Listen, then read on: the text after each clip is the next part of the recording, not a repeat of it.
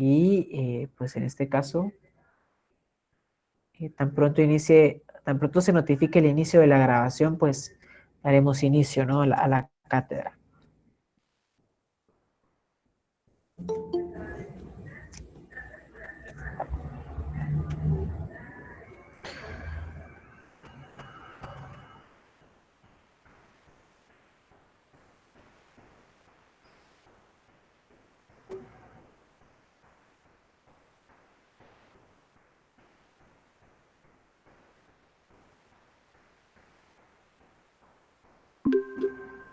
Bueno, muy buenas tardes a todas y a todos. Es un gusto para mí continuar con el espacio que nos corresponde, ¿verdad? Apoyarlos a todas y a todos ustedes respecto a la temática de la teoría del delito.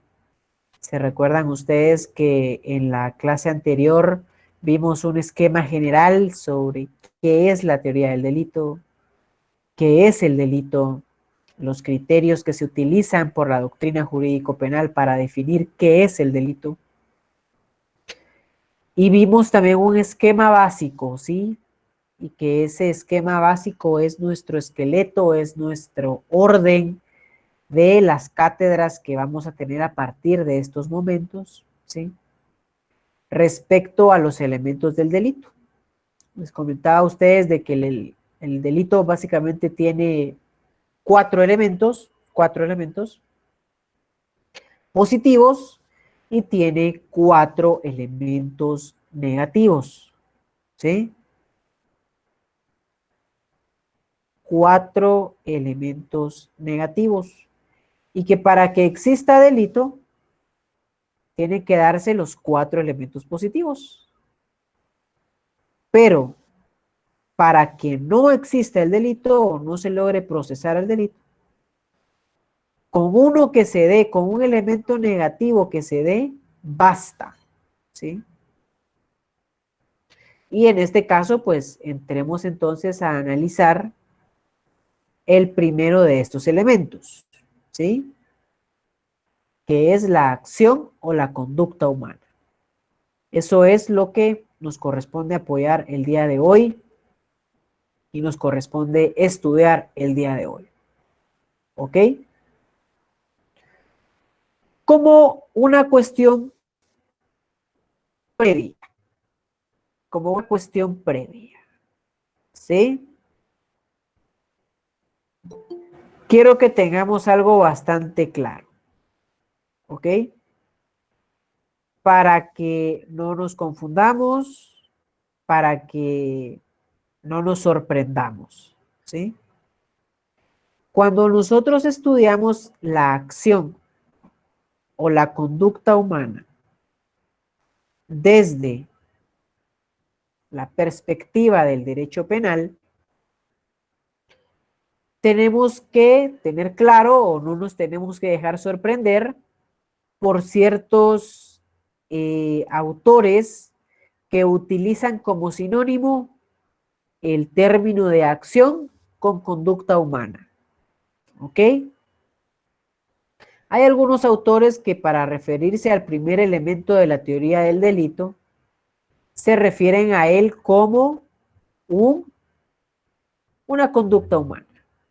¿Por qué? Porque consideran que por cuestiones metodológicas, por cuestiones personales o por cuestiones teóricas, abarca con mayor amplitud los conceptos de acción y conducta humana penalmente relevante, ¿sí? Mientras que para otros autores basta con llamarle acción a la conducta humana, ¿sí? Entonces, vamos a estar utilizando estos dos términos como sinónimos cuando nosotros estudiamos la acción o conducta humana desde el punto de vista de la teoría del delito. ¿Ok? Esa es una cuestión previa que nosotros tenemos que tener bastante clara. ¿Sí? Acción o conducta humana pueden ser sinónimos. ¿Sí? Y entonces acá yo les coloco como recordatorio lo que es el delito, ¿no? La definición que nosotros vimos, técnica jurídica del delito, en el espacio anterior, ¿sí? Delito es la acción típica, antijurídica y culpable. ¿Ok? Y esta definición la vamos a tener en todas las diapositivas el día de hoy, porque esta definición es la que se nos debe grabar en el curso de Derecho Penal. ¿Ok? Bueno, veamos entonces primeramente cómo nosotros podemos entrar a definir qué es la acción o qué es la conducta humana, ¿sí? Cuando nosotros la estudiamos desde el punto de vista, desde el punto de vista, desde el punto de vista de la teoría del delito. ¿Ok? Tenemos que tener bastante algo claro, ¿sí? Nosotros como seres humanos estamos en un constante actuar. Todo nuestro diario vivir se basa en la realización de acciones, en la realización de conductas, ¿sí? Y en este caso, desde que nos levantamos de nuestro dormitorio, ¿sí? Decidimos, pues, despertarnos a determinada hora, ponemos nuestra alarma, nos levantamos, hacemos un poco de ejercicio, posterior a ello, pues, nos podemos dar una ducha, podemos preparar nuestro desayuno, podemos salir, ¿sí? De nuestra casa y dirigirnos a un lugar determinado. Todo este tipo de conductas, en general, son realizadas por seres humanos, ¿sí? Pero tenemos que tener algo bastante claro. Puede ser que mi primera conducta de levantarme de mi cama, ¿no? Y dirigirme a la puerta de mi habitación, puede ser que ese primer acto, pues no sea relevante para el derecho penal, ¿sí? No sea relevante. Puede ser que la posterior decisión de tomar un baño, pues tampoco sea relevante para el derecho penal.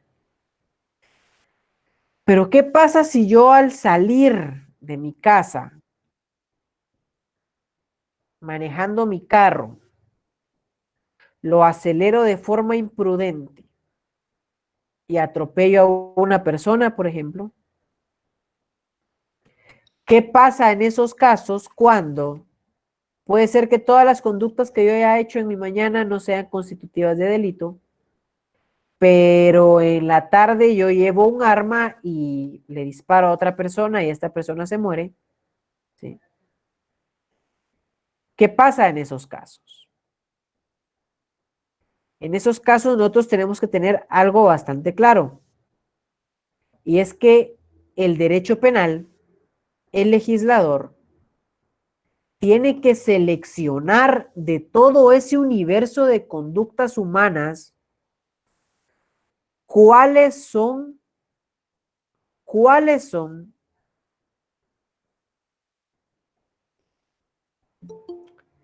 los hechos que jurídicamente al derecho penal le son relevantes, ¿sí? Y ven ustedes acá en la parte izquierda de la diapositiva que tenemos una conducta número 1 en verde, que pudiera ser el hecho de levantarse de la cama. Tenemos una conducta número 2, que puede ser salir de casa. Pero la conducta 3, que ya me implica darle muerte a alguien, esta sí es relevante para el derecho penal y está en rojo. ¿Y por qué es relevante para el derecho penal? Porque esa conducta que yo cometí, lesiona o pone en peligro, lesiona o pone en peligro el derecho de otra persona. ¿sí? Las libertades de otra persona. Y ahí es cuando ya hay el daño a un tercero que aparece el derecho penal para penalizar esas conductas, ¿sí? Y entonces nosotros podemos observar lo siguiente, ¿ok? Podemos definir la acción o la conducta humana tal como está aquí en la diapositiva, ¿no?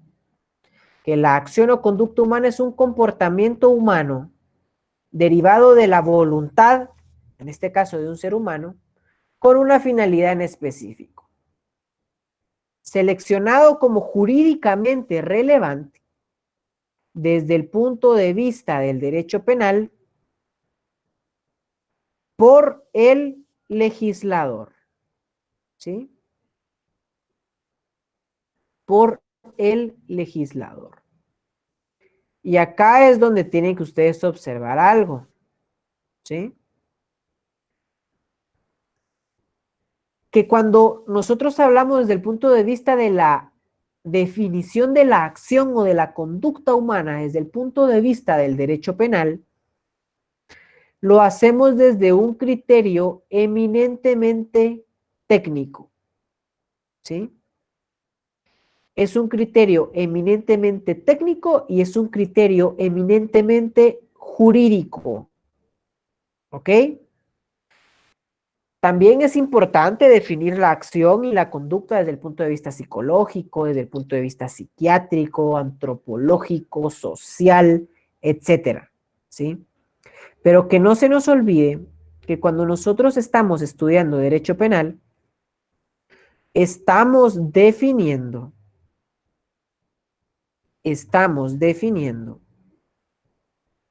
¿sí? La acción o conducta humana desde un punto de vista técnico jurídico a la luz de la teoría general del delito. ¿Ok? Ese es un primer punto que tenemos que tener claro a la hora de estudiar esta definición. Y el segundo punto que nosotros tenemos que tener claro, ¿sí?, es el siguiente.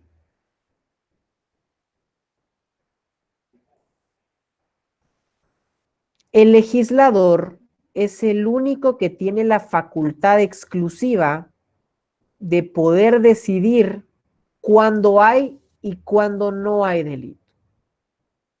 ¿Y por qué es el legislador el que tiene esa facultad exclusiva de decidir cuándo existe o cuándo no existe un delito? ¿Sí? Es debido al principio de legalidad. ¿Se recuerdan ustedes que el artículo 17 de nuestra Constitución Política de la República de Guatemala y el artículo 1 de nuestro Código Penal de Guatemala nos establece, ¿sí?, nos establece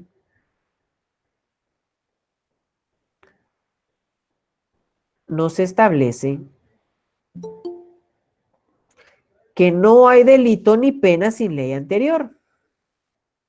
Y es evidente que, en este caso, el legislador, al establecer qué es y qué no es delito, lo que hace es seleccionar conductas, lo que hace es indicar en la ley qué conductas son relevantes para el derecho penal. ¿Sí? ¿Qué conductas son relevantes para el derecho penal? ¿Sí?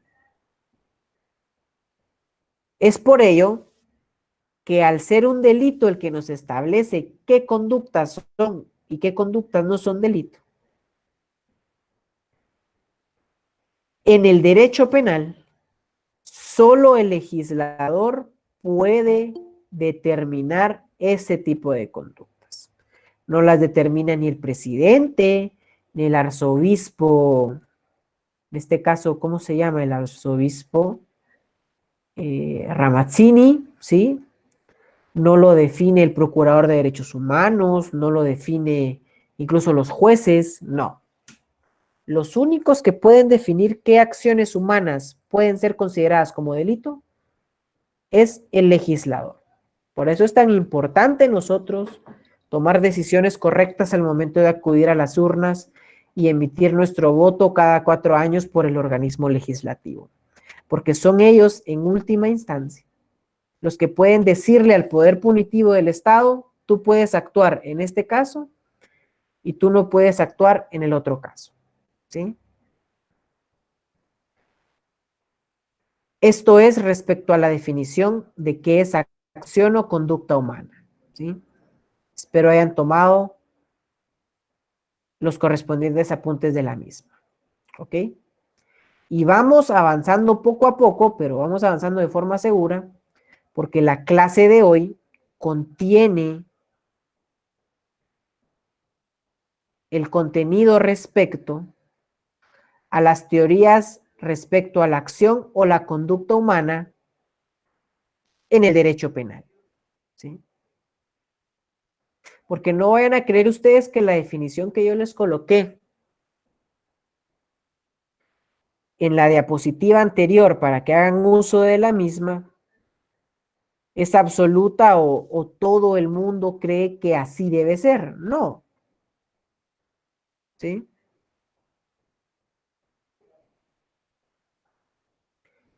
En este caso, ¿sí?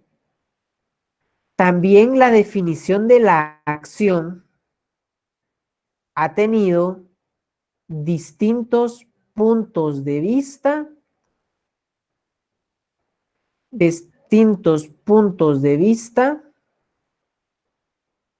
¿sí?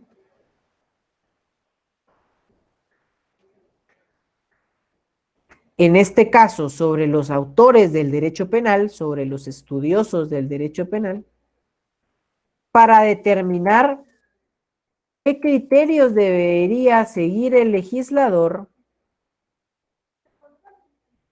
para determinar qué es una acción, qué es una conducta, ¿sí?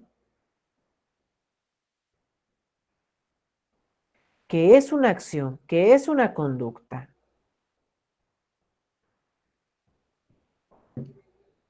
Y en este caso, el debate para poder definir qué es o qué no es una acción se ha centrado en dos teorías principales. Las teorías causalistas y las teorías finalistas, ¿sí? Y yo creo que la frase que tenemos en cada una de ellas en la presente diapositiva nos puede dar una luz o nos puede sintetizar cuál es el núcleo de la postura principal de la teoría causalista y de la teoría finalista, ¿sí? Para los causalistas, la acción humana debe ser voluntaria, ¿sí? Debe existir una intención de cometer esa acción. Pero ojo ahí, prescinde completamente de su análisis de estudio cuál era la intención, cuál era la finalidad de cometer esa acción, ¿sí? Para los causalistas, si una acción derivó en el resultado de un delito, se puede habilitar al poder penal, al poder punitivo del Estado, para aplicar una sanción, ¿sí? En resumen, para los causalistas, lo único que interesa es conocer si la acción que se está analizando, ¿sí?, fue realizada voluntariamente. Si la acción que se está analizando fue realizada voluntariamente,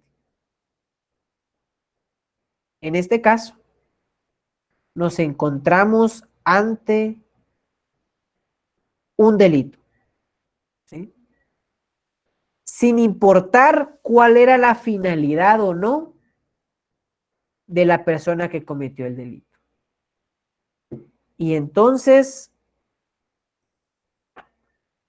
si ustedes observan y si pudieran hacerme el favor, alguno o alguna de ustedes, de darle lectura al artículo 10 del Código Penal, lo agradeceré. Leamos qué dice el artículo 10 de nuestro Código Penal. Relación de causalidad. Gracias, Sergio. Díganos. Título 2 del delito, artículo 10, relación de causalidad. Los hechos previstos en las figuras delictivas serán atribuidos al imputado cuando fueren consecuencia de una acción u omisión normalmente idónea para producirlos, conforme a la naturaleza del respectivo delito y a las circunstancias concretas del caso, o cuando la ley expresamente los establece como consecuencia de determinada conducta. Perfecto, Sergio. Vea, pues, nuestro Código Penal nos está indicando que para nosotros poder imputar, o sea, para nosotros poder relacionar a una persona como partícipe o como un autor o una, en este caso, cómplice, ¿sí? Del delito, para que esto suceda, la acción tiene que ser idónea. La acción u omisión, dice, tiene que ser idónea para cometer su resultado. Pero observen todas y todos ustedes que no hay una consideración sobre cuál era la finalidad de cometer este delito, ¿sí? Entonces yo les colocaba en la clase anterior, ¿sí? El ejemplo de aquella persona que realizó un robo de pan en un determinado departamento de Guatemala y que por ese robo de pan se le aplicaron 12 años de prisión. ¿Sí? Había una canasta de pan con ciertas tiras de pan y él roba esta canasta de pan y en este caso, pues, en este caso se le aplica la pena máxima por el delito de robo, ¿no? Desde el punto de vista causalista, pues evidentemente y de conformidad con nuestro artículo 10 del Código Penal, ¿sí? Estamos ante un caso donde la causalidad del delito, ¿sí? Donde las acciones que cometió este sujeto fueron la causa del daño al delito, al patrimonio, en este caso del panadero, de la persona que vendía pan, y que las acciones del sujeto activo, las acciones del autor del delito, produjeron un resultado de la lesión de un bien jurídico y por lo tanto se cometió el delito, ¿sí? Se cometió. Y no solo se cometió, sino que le aplicaron la pena máxima que le corresponde al delito de robo. Vean ustedes ese caso, ¿sí? Por una canasta de pan, 12 años de cárcel, ¿sí? Pero, ¿qué pasaría si yo les dijera a ustedes que esa persona que robó una canasta de pan lo realizó porque ese día no tenía con qué comer su familia? Y en su desesperación realizó actos externos, ¿sí? Que generaron la causa de lesionar el patrimonio del panadero o de la persona que vendía pan, pero la finalidad real era alimentar a su familia. En este caso se considera proporcional. ¿Se considera proporcional la pena que se impuso o no se considera proporcional? ¿Se considera justa o no se considera justa esta imposición de la pena. ¿Sí? Desde el punto de vista del causalismo, pues para ellos sí. Porque si ustedes ven su artículo 10 del Código Penal, que fue escrito en 1973, y le pueden colocar ahí en la parte de arriba a ustedes como título a ese artículo, teoría de la causalidad o teoría del causalismo, ¿sí? O la teoría causalista, arriba de su artículo 10, porque para el causalismo, esa reflexión que nosotros estamos haciendo sobre la finalidad no es relevante, ¿sí? No es relevante. Para el causalismo no es relevante, ¿sí? Y nos podemos indignar, nos puede parecer que no es justo, pero el causalismo ignora completamente la finalidad por la cual se cometió el delito. Lo que le interesa es la voluntad de los actos y que esos actos que se cometieron sean idóneos para provocar el resultado que se perseguía, ¿sí? Y ante esta evidente, en este caso, falencia de la teoría causalista, que en ciertos casos puede generar o puede terminar siendo legitimadora o autoriza la imposición de penas desproporcionales, ¿sí? Es que surgen las críticas finalistas, ¿sí? Lo que se conoce como las teorías finalistas. E indican las teorías finalistas que yo no puedo analizar simplemente la voluntad de la persona para cometer una acción determinada, ¿sí?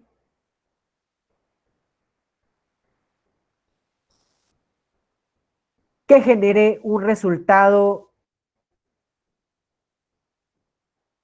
que en este caso sea relevante para el derecho penal, ¿sí?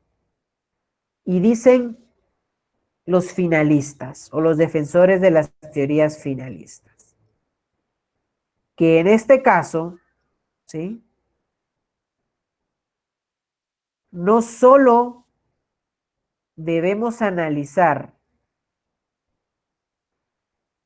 si el acto es naturalmente idóneo para cometer o para que se materialice el delito,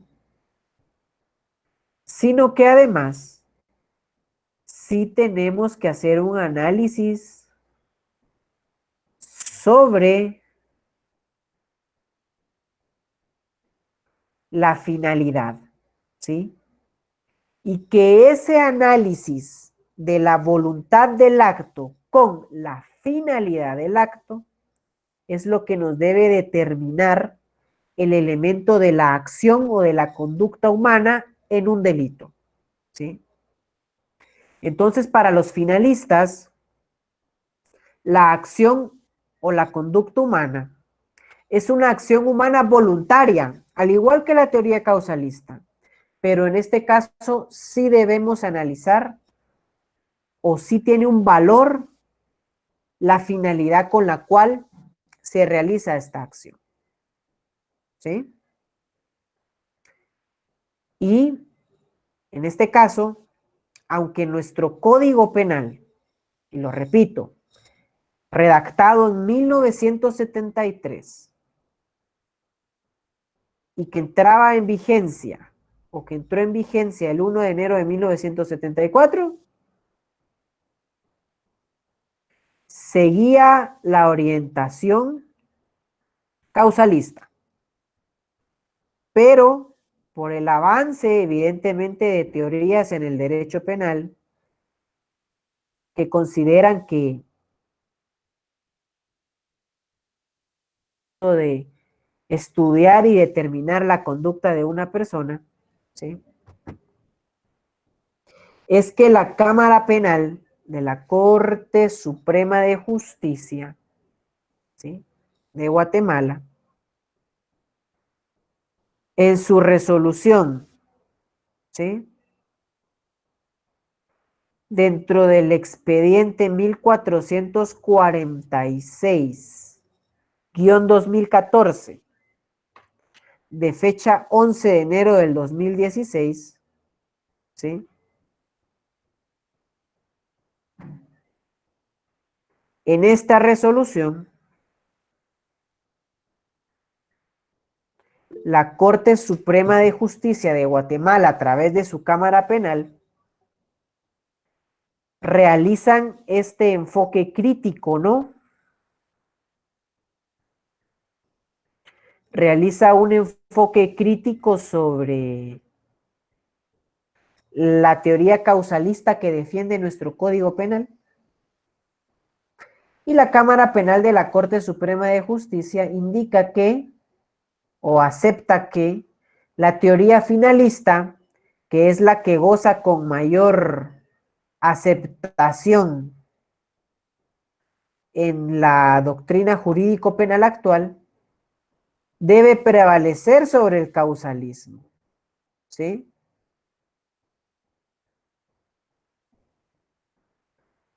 Tuvo que establecer a través de una jurisprudencia nueva, porque al momento de buscar este finalismo son pocas las sentencias, ¿no?, que se encuentran al respecto, toda vez que está dando un giro actualmente jurisprudencial la Corte Suprema de Justicia en su Cámara Penal y evolucionando del causalismo al finalismo, consideró que la teoría finalista construye un concepto de acción jurídico-penal, como está acá textualmente la cita, que parte de la realidad, por lo que en su manera más simplificada, y lo tienen acá subrayado, consiste en un hecho humano voluntario que siempre tiene una finalidad, ¿sí? Acepta la Cámara Penal de la Corte Suprema de Justicia, en este caso, que toda conducta humana siempre tiene una finalidad. Nosotros no somos zombies o personas que solo actuamos por instintos, sino que tenemos una finalidad al momento de cometer nuestras conductas y esta finalidad no puede ser negada por el derecho penal. No puede ser negada y no puede ser inobservada por los jueces, ¿sí? Y critica duramente a la teoría causalista, toda vez que, a diferencia del concepto de acción elaborado por la teoría del causalismo valorativo, indica la Cámara Penal, el cual inventa una voluntad sin finalidad. Entonces es la crítica dura que se le hace al causalismo, que ellos generan una construcción o una imagen de que la conducta humana se puede hacer sin finalidad, lo cual no es cierto. Actualmente ya se ha demostrado que no es cierto. Entonces acá en su Código Penal, ¿sí?, ustedes también pueden colocar en su artículo 10, en la parte de arriba, como un extra, el sentido que no solo se encuentra reconocido en el derecho penal guatemalteco la teoría causalista que recoge el artículo 10 de nuestro Código Penal, sino que también a través de su jurisprudencia, la Cámara Penal de la Corte Suprema de Justicia, pueden colocar acá el número de expediente, importante, en el expediente 1446-2014, de fecha 11 de enero del 2016, dio un giro y consideró clave, ¿sí?,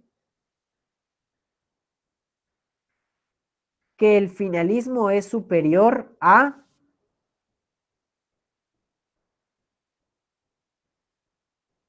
la teoría causalista, ¿sí? Es superior a la teoría causalista, ¿ok? Y así es como se supera ese causalismo y ya empezamos a entrar en el derecho penal guatemalteco en el sentido de las teorías finalistas. ¿Ok? Y una vez agotado el tema de las teorías, si hay alguna pregunta, la pueden ir realizando en el chat que tenga relación con la clase, ¿sí? Es que nosotros podemos avanzar a estudiar la clasificación de los delitos según la acción y conducta humana, ¿sí? Número de expediente, el expediente 1446-2014, el cual está proyectado en la pantalla, ¿ok? Preguntan acá. O sea que el causalismo pensaba que las acciones no se hacían con un fin. Y en cambio el finalista vio lo contrario. Así es. Los causalistas indicaban que no es relevante para el derecho penal si las conductas son realizadas con un fin. Simplemente si la acción es idónea para causar el resultado, se puede permitir al poder punitivo del Estado actuar. Pero los finalistas indican que no es cierto, que las conductas por sí mismo tienen una finalidad y esa finalidad no puede ser ignorada por el derecho penal, ¿sí? Sino que al contrario, como vamos a ver en las próximas clases y además en Derecho Penal 2, ¿sí? Toda acción y todo delito intrínsecamente me piden una finalidad, ¿sí? Yo no solo debo darle muerte a alguien, sino que tengo que tener la intención de darle muerte a alguien, ¿sí? Para poder configurar, para poder establecer que la acción existe, ¿ok? Preguntan acá, si la teoría aceptada es la finalista, pues tal como está proyectado en la pantalla, de conformidad con la doctrina jurídico-penal y también con la jurisprudencia de la Cámara Penal, en la actualidad, subrayo, la teoría finalista es la que mayor aceptación tiene en la actualidad. ¿Sí? Y bueno. Una vez entonces agotado el tema de las teorías, avancemos a la clasificación de los delitos según la acción o conducta humana. ¿Sí? Porque según la acción o conducta humana que nosotros analicemos en nuestros casos concretos, así se pueden clasificar los delitos. ¿Sí? La clasificación de la acción y de la conducta humana, ¿sí? Se puede realizar de tres formas. ¿Ok? La primera forma es los delitos de acción o por comisión. La segunda forma son los delitos por omisión. ¿Sí? Y la tercera forma son los delitos de comisión por omisión. ¿Sí? Los delitos de comisión por omisión. ¿Sí? Veamos entonces sobre qué tratan cada uno de ellos. Dependiendo qué sea, en el caso concreto, cada uno de ellos, es que nosotros podemos determinar, ¿sí? Podemos determinar si en el caso que nosotros estamos analizando nos encontramos con alguna de las tres figuras para poder determinar qué clase de acción o conducta humana estamos analizando. ¿Ok?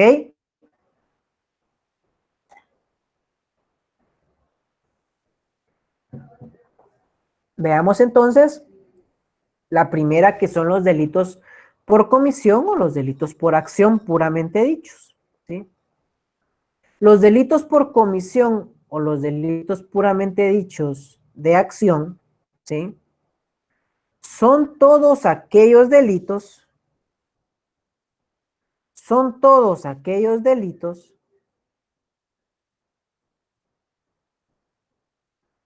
que son cometidos, ¿sí? A través de movimientos corporales, ¿sí? Para ustedes saber si nos encontramos ante un delito de acción o comisión en el estudio de nuestro derecho penal, deben observar, ¿sí? Deben observar que en los delitos de acción hay movimientos, ¿sí? Para matar a alguien, yo realizo el movimiento corporal de desenfundar un arma, apuntarle y disparar. Ahí hay un delito de acción o comisión, ¿sí? Para lesionar a alguien, yo lo observo y con mi puño lo golpeo y le causo una cicatriz en el rostro. Ahí hay una acción, ¿sí? Para yo atropellar a alguien y darle muerte, tengo que acelerar mi vehículo y pasarle por encima. Ahí hay una acción, ¿sí? Los delitos de acción o comisión puramente dichos me implican un movimiento corporal del autor del delito, ¿sí? Del sujeto que comete el delito. Esa es la primera clasificación de los delitos de conducta humana. Los delitos de acción, ¿sí? Necesitan movimientos corporales para infringir una norma prohibitiva en el derecho penal, ¿sí? En el derecho penal. Levanta acá la mano la compañera Beverly. ¿Tiene alguna pregunta? Sí, licenciado. Una pregunta. Claro. ¿En delitos por acción o comisión tiene que ser un movimiento voluntario o involuntario? Eso es a lo que vamos, compañera Beverly. Si observamos la definición que desarrollamos en la primera diapositiva, ¿sí? El comportamiento humano, para ser jurídicamente relevante para el derecho penal, debe derivar de la voluntad en una primera instancia, y esa voluntad tiene que tener una finalidad, ¿sí? Entonces, revisemos bien esa definición que copiamos hace media hora, ¿sí? Y nos vamos a encontrar que los elementos de la acción o de la conducta humana me exigen necesariamente que sea voluntaria y me exigen necesariamente que tenga una finalidad, tal cual lo seguimos platicando en el momento de desarrollar la teoría finalista. ¿Ok? Bueno.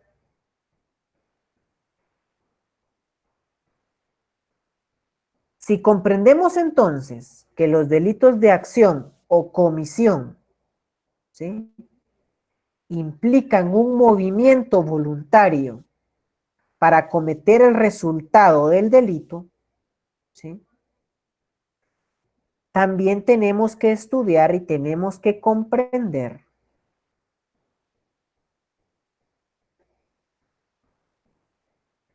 que los delitos también pueden ser producidos por omisiones o cuando una persona decide no actuar y esa decisión de no actuar, de no poner en movimiento su cuerpo, también puede en ciertos casos implicar una responsabilidad penal. ¿Sí? Ojo ahí, es en ciertos casos. ¿Sí? Que ya vamos a ver cuáles son las reglas para determinar en qué casos procede un análisis de la conducta humana desde el punto de vista de la omisión. O sea, que no actúa, ¿sí? Que no actúa.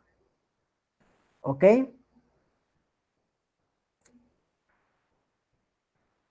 La primera clasificación de la omisión implica la simple infracción de un deber jurídico ordenado, tal como está en la pantalla, tal como está en la diapositiva, ¿sí? La omisión propia como tal, ¿sí? Implica no actuar, ¿sí? Y el simple hecho de no actuar es un delito por sí mismo, ¿ok? No estamos hablando que ese no actuar generó un resultado como que se murió una persona, como que se incendió una casa, como que alguien se ahogó. No, no, no. Solo estamos hablando en los delitos de omisión propia, que esa omisión por sí misma generó un delito, ¿sí? Generó un delito, ¿sí? Generó un delito, ¿ok? Veamos ejemplos para comprender la omisión, porque acá el tema ya es un poco más complicado. Entender la acción es sencillo, pero entender la omisión puede llevar a algunas confusiones. Veamos qué dice el artículo 156 de nuestro Código Penal. Si alguien pudiera hacerme el favor de darle lectura, lo agradeceré.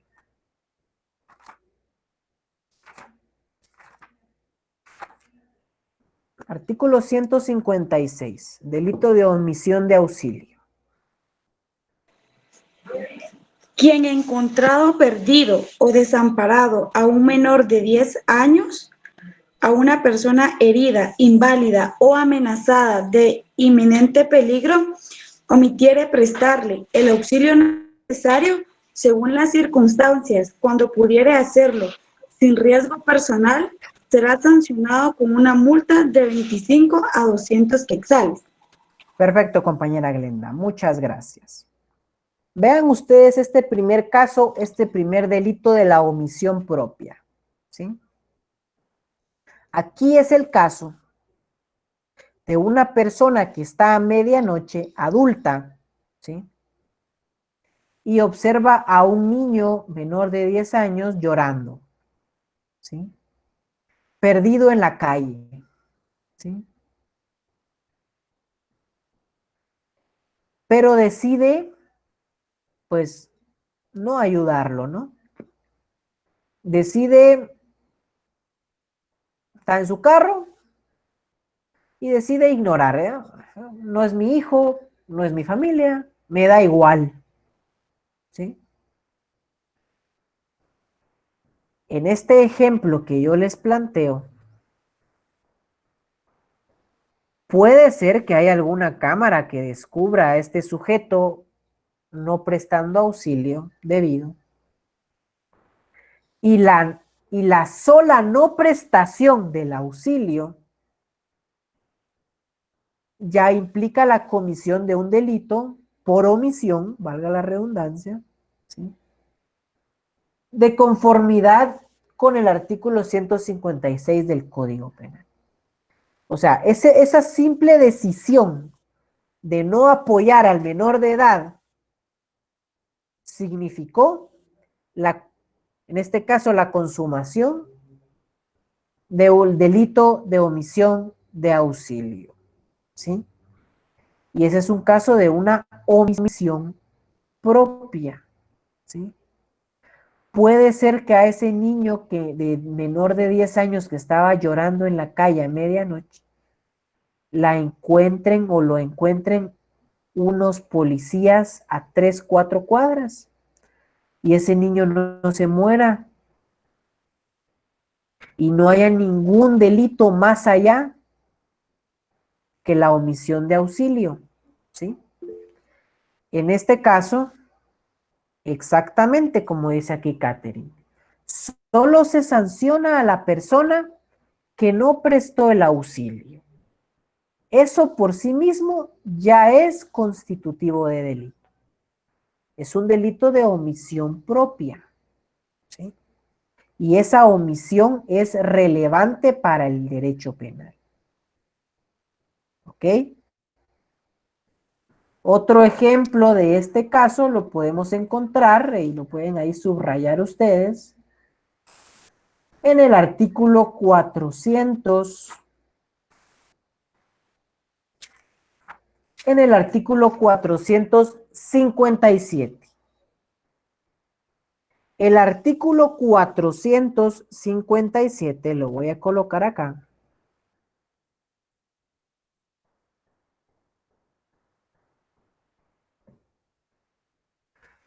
contiene el delito de omisión de denuncia, ¿sí?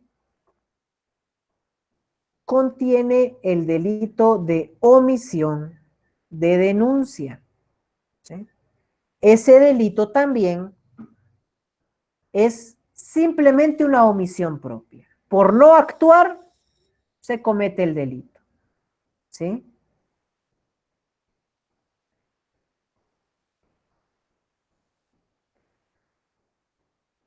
Se evidencia que hay una omisión de denuncia, ya cometió el delito la persona que omitió denunciar.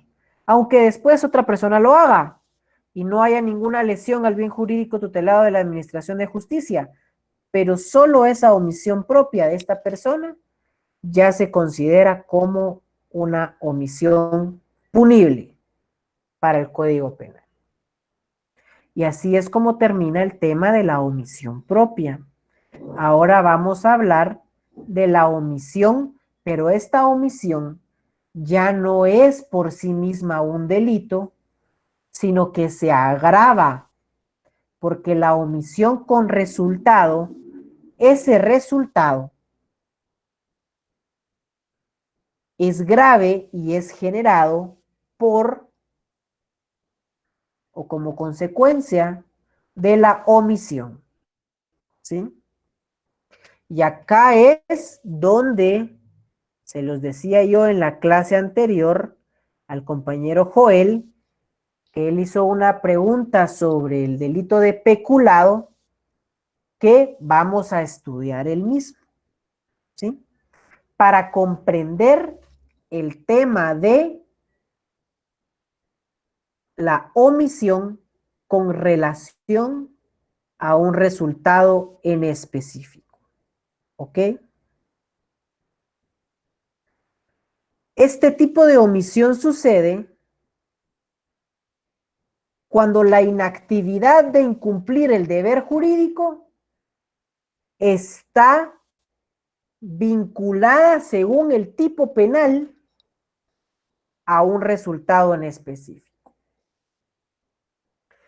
Si alguien pudiera darle lectura al primer párrafo del artículo 445 del Código Penal,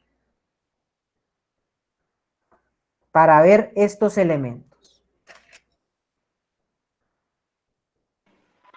peculado por sustracción. Comete delito de peculado por sustracción el funcionario o empleado público que sustraje o consistiere que otro sustraiga dinero, efectos o bienes que custodie, perciba, administre o guarde por razón de sus funciones.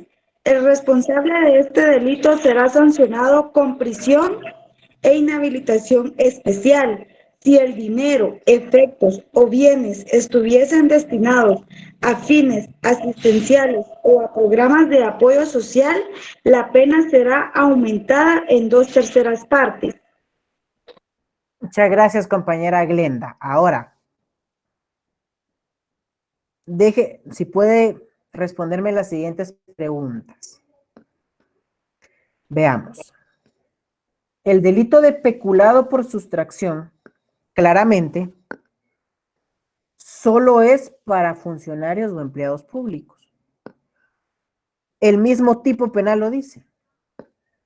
Comete delito de peculado por sustracción el funcionario o empleado público. Solo ellos lo pueden cometer. ¿Sí? Pero vea ustedes cómo lo puede cometer. La compañera Glenda nos hizo favor de leer la primera palabra. Sustrajere. Compañera Glenda, si yo le pregunto a usted, o yo le cuento a usted, que alguien sustrajo un bien del Estado, esa sustracción, ¿es una acción o es una omisión? Es una acción. Es una acción porque hay un movimiento corporal, ¿sí? Para sustraer un bien, ¿sí? El delito de peculado sucede cuando alguien, un funcionario o empleado público que tiene a su cargo o tiene bajo su custodia ciertos bienes, él mismo se los roba, ¿sí? A través de la sustracción. Esa es una primera parte, o sea que ese delito en una primera parte es un delito de acción, ¿sí?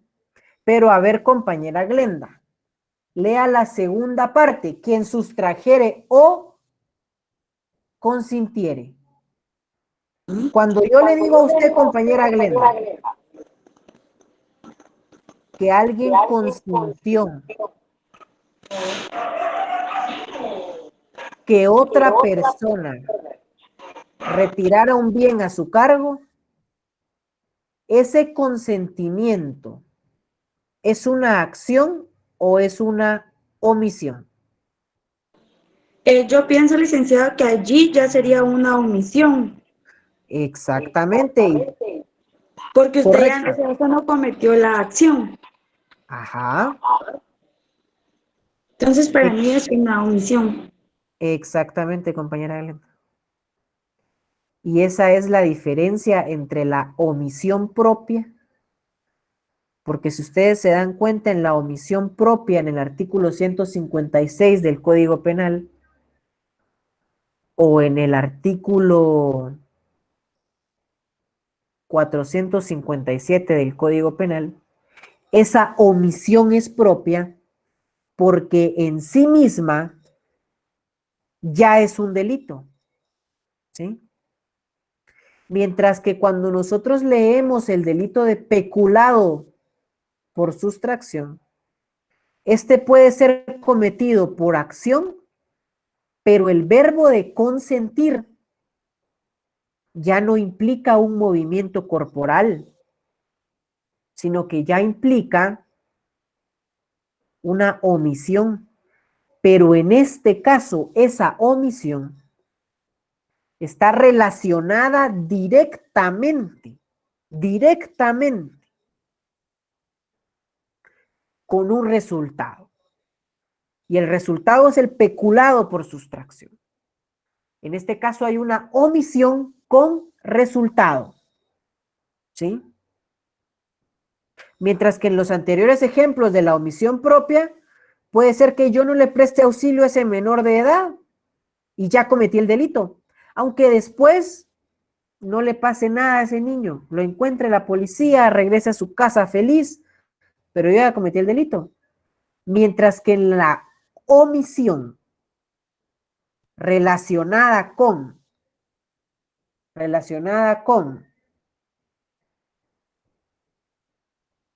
un resultado, para que mi omisión sea punible, para que mi omisión pueda ser juzgada, tiene que causar un resultado directo, ¿sí? Como en el delito de peculado por sustracción, ¿ok? Y eso es la esencia de la omisión propia y de la omisión relacionada con un resultado, ¿sí? Ahora bien, si nosotros analizamos ya de forma fría la acción por o comisión, los delitos por omisión, ahora estudiemos la tercera parte, que son los delitos por comisión por omisión. Ahí hay una mezcla de los primeros dos, pero veamos en qué casos se da esa mezcla. Si pudieran hacerme favor, por favor, de leer el artículo 18 del Código Penal. Artículo 18 del Código Penal. Sí, 18. Cambios de comisión. Quien omita impedir un resultado que tiene el deber jurídico de evitar, responderá como si lo hubiera producido. Muchas gracias, compañera Glenda. Fíjense que qué bueno que lo dijo ahorita la compañera Glenda así. En la historia de los editores del Código Penal, se confundieron al hacer una versión del Código Penal. No estoy diciendo que esté malo todo, ¿oyeron? Pero en este caso se van a dar cuenta ustedes que hay compañeros que el artículo 18 se llama cambios de comisión y para otros se llama comisión por omisión. El epígrafe correcto, el nombre correcto del artículo 18 del Código Penal es comisión por omisión. Entonces ahí, compañera Glenda, usted puede ahí anotarlo en la parte de arriba para tenerlo claro y darle una subrayadita, ¿verdad? Porque ese artículo es el fundamento de la tercera forma de la conducta o acción humana, ¿sí? Pero ahí ya no, ustedes no se vayan, se llama, Carlos Humberto, comisión por omisión, tal como está acá en la diapositiva, ¿sí? Delitos por comisión por omisión. El nombre correcto del artículo 18 es comisión por omisión, ¿sí? ¿En qué consiste la comisión por omisión? ¿Sí? Consiste en la comisión de un delito, ¿sí? O la realización de un delito, cuando una persona, ¿sí? Una persona en posición de garante, y aquí la clave, y también les recomiendo que lo anoten a la par de su artículo 18, es la palabra o la frase posición de garante, ¿sí? La posición de garante es la que tienen todas aquellas personas que están entrenadas y tienen una función de proteger un bien jurídico tutelado, ¿sí? Las personas en posición de garante, repito, son todas aquellas personas que cumplen una función específica para proteger determinados derechos, determinados bienes jurídicos tutelados, ¿sí? Ejemplo de ello es el policía, el bombero, el médico que está trabajando en un determinado hospital. Todas estas personas tienen una posición de garantes, ¿sí? Pero, se los repito, ellos están contratados, tienen un deber jurídico obligatorio de proteger un bien jurídico tutelado. En la anterior sección hubieron preguntas como, licenciado, si es un estudiante de medicina de cuarto año, ¿está en posición de garante? No, no, no, no, no, no. O si es una persona que recibió un curso de primeros auxilios, no, no. Tienen que estar cumpliendo la determinada función para proteger un determinado bien jurídico tutelado, como es el policía, como es el bombero, como es el médico, como es un salvavidas, ¿sí? Y estas personas en posición de garante, sí, al ver que una persona está en riesgo y ellos tienen la obligación de cuidar ese bien jurídico tutelado y aún así no actúan y dejan que se muera la otra persona, en ese caso hay comisión por omisión. Y responden de igual forma por ese delito como si lo hubieran cometido a través de una acción, ¿sí? O sea, de lo que estamos hablando en la comisión por omisión es que la omisión de actuar se pone al mismo nivel de la acción, porque la persona que tenía que actuar está en una posición de garante, tiene la obligación de actuar. Ejemplo de ello es el ahogamiento del menor de edad en el Liceo Javier. Ese profesor no puede ser procesado por el delito de omisión de auxilio, ¿sí?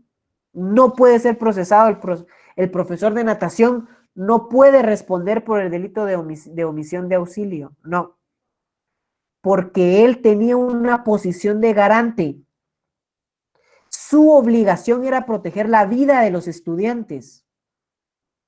En este caso, él responde por el delito de homicidio, porque estando en la obligación de actuar, no actuó para proteger ese derecho en específico. Eso es la comisión por omisión, ¿sí? ¿Tenemos alguna duda ahorita con estos temas de clase? Porque yo con la sección B tengo que ser bastante cuidadoso con el tiempo y es por eso que algunas preguntas en el chat que no tienen que ver con el tema de la clase lo voy a responder después, pero ahorita por el tiempo me interesa que tengamos claro los temas desarrollados hoy en la clase. ¿Tenemos alguna duda para diferenciar la acción, la omisión y la comisión por comisión? Adelante. Buenas noches, disculpe. Buenas noches, Sergio, cuénteme. Eh, con una pequeña duda, en el artículo 445, que es especulado por sustracción, esto meramente se tiene solo entre los funcionarios y empleados públicos, digamos, al decir de que alguien más se dé cuenta y que no lo denuncie, digamos. O sea, una persona ajena o sea, que no está como servidor público, sino que una persona individual, digamos, o sea, Mire, pues, en los no sé si me tipos voy a entender. penales, sí, sí, se da a entender. Lo vamos a ver en las próximas dos clases cuando analicemos la tipicidad. Ah, ok. En los tipos penales hay sujetos activos comunes o generales, que puede ser cualquier persona, y hay Ah, muy bien. sujetos activos calificados o especiales. Y en el delito de peculado por sustracción, solo lo pueden cometer los empleados o funcionarios públicos. No podemos crear un tipo penal por analogía y decir, aunque no diga acá que cualquier persona, pero bien puede ser cualquier persona, no, porque incumplimos el principio de legalidad, ¿sí? Ah, Y muy ese es bien. un principio limitador del derecho penal y que ya vamos a entender más a profundidad esto en la clase de tipicidad, ¿ok? Muy bien. Muchas gracias, Lick. Bueno, si hay alguna otra pregunta, el compañero Joel, sobre el caso de peculado, escríbanme por Facebook, porque yo creo que su duda ya es personal sobre un caso en concreto y yo con gusto se la respondo por ahí.